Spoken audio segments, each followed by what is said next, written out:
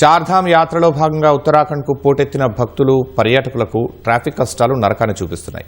ప్రముఖ పుణ్యక్షేత్రం బద్రీనాథ్కు వెళ్లే మార్గంలోని కీలకమైన జోషిమఠ్ ప్రాంతంలో ఊహించని స్థాయిలో వాహనాలు రద్దీ పెరిగిపోయింది. విష్ణుప్రయాగ్ నుంచి దాదాపు 15 కిలోమీటర్ల మేర వాహనాలు కదలకుండా నిలిచిపోగా మొత్తం ట్రాఫిక్ జామ్ 25 నుంచి 30 కిలోమీటర్ల మేర విస్తరించింది.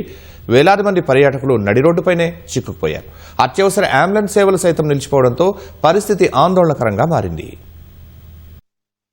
ఉత్తరాఖండ్లో చార్ధామ్ యాత్రలో భక్తుల రద్దీ ఊహించని స్థాయికి చేరింది. ప్రసిద్ధ పుణ్యక్షేత్రమైన బద్రీనాథ్కు వెళ్లే మార్గాల్లో భారీ ట్రాఫిక్ జామ్ ఏర్పడింది. బద్రీనాథ్ ధామ్ జాతీయ రహదారి మార్గంలో కీలకమైన జోషిమఠ్, విష్ణుప్రయాగ్ ప్రాంతాల్లో కిలోమీటర్ల మేర వాహనాలు కదలకుండా నిలిచిపోయాయి. సుమారు 40 కిలోమీటర్ల వరకు ట్రాఫిక్ జామ్ విస్తరించింది. గత కొన్ని రోజులుగా జోషిమఠ్ నుంచి మార్వాడి వరకు పగలు రాత్రి అనే తేడా లేకుండా భయంకరమైన ట్రాఫిక్ జామ్ కొనసాగుతోంది. బద్రీనాథ్తో పాటు హేమకుండ్ సాహిబ్ వెళ్లే వేలాది మంది భక్తులు గంటల తరబడి నడిరోడ్డుపైనే చిక్కుకుపోయారు. ఇరుకైన రహదారులపై వాహనాలు కనీసం ఇంచు కూడా కదల్లేని పరిస్థితి నెలకొంది.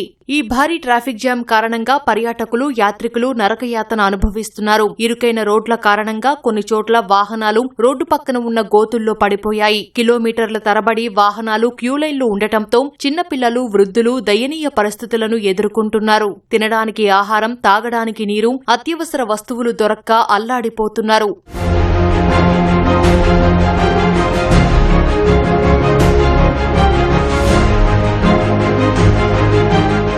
పరిస్థితి తీవ్రతను గమనించిన ఉత్తరాఖండ్ ప్రభుత్వం తక్షణ చర్యలు చేపట్టింది. ట్రాఫిక్ సమస్యను పరిష్కరించేందుకు జోషిమఠ్ పెట్రోల్ బంక్ నుంచి మార్వాడి వరకు వన్ వే వ్యవస్థను అమల్లోకి తెచ్చింది. దీని ప్రకారం ఒకేసారి 2 వైపులా వాహనాలను అనుమతించరు. ప్రతి అరగంటకు ఒకసారి ఒక వైపు నుంచి మాత్రమే వాహనాలను విడిచిపెట్టి ఆ సమయంలో రెండో వైపు వాహనాలను నిలిపివేస్తారు. ఆ తర్వాత మరోవైపు వాహనాలను అనుమతిస్తారు. కొత్తగా అమలు చేస్తున్న ఈ విధానంతో ట్రాఫిక్ సమస్య చాలా వరకు అదుపులోకి తెచ్చేందుకు అధికారులు తీవ్రంగా శ్రమిస్తున్నారు.